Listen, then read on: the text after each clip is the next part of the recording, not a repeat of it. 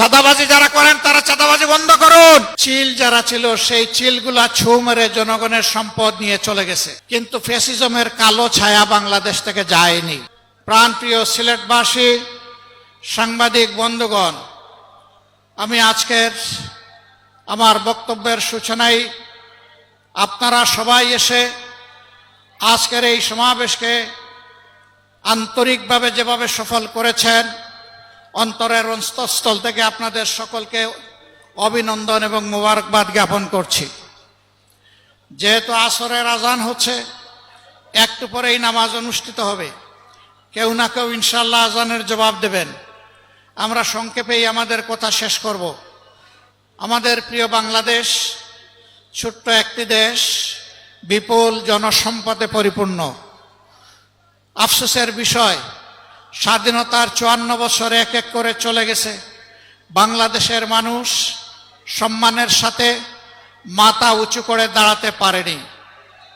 কারণ বর্গীরা চলে যাওয়ার পর দেশের ভিতরের চিল যারা ছিল সেই চিলগুলা ছু মেরে জনগণের সম্পদ নিয়ে চলে গেছে।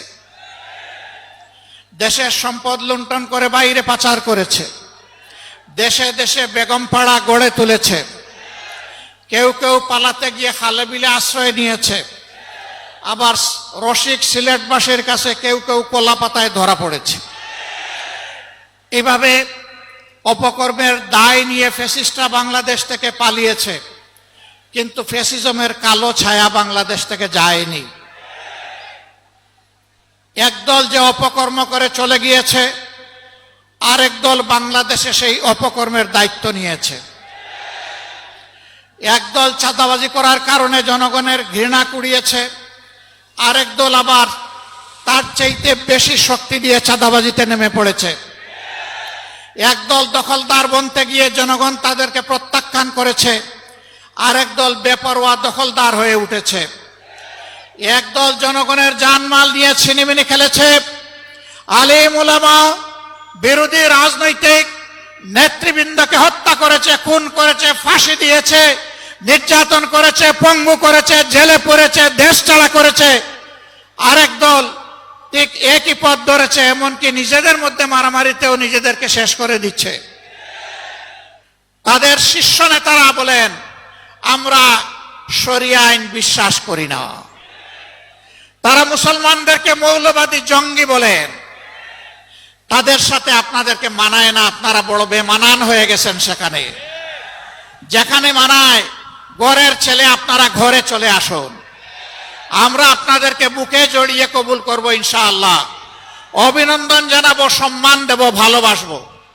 অন্য ঠিকানায় থাকার কোনো প্রয়োজন নেই।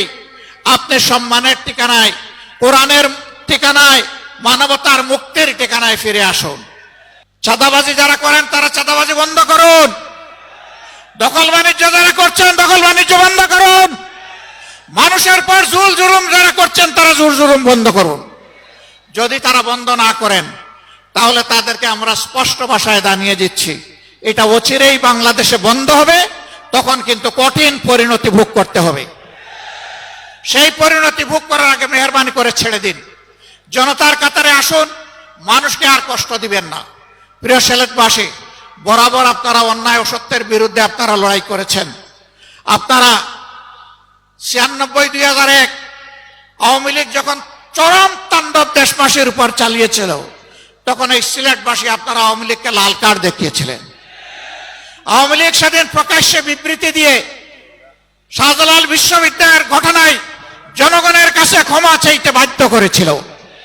এর থেকে প্রমাণিত হয়, কখনো অন্যায় এবং অসত্যের যারা অনুসারী তাদেরকে আপনারা বরদাস্ত করেন নাই। আমাদের ভরসা আগামীতে ইনশাআল্লাহ আপনারা করবেন না।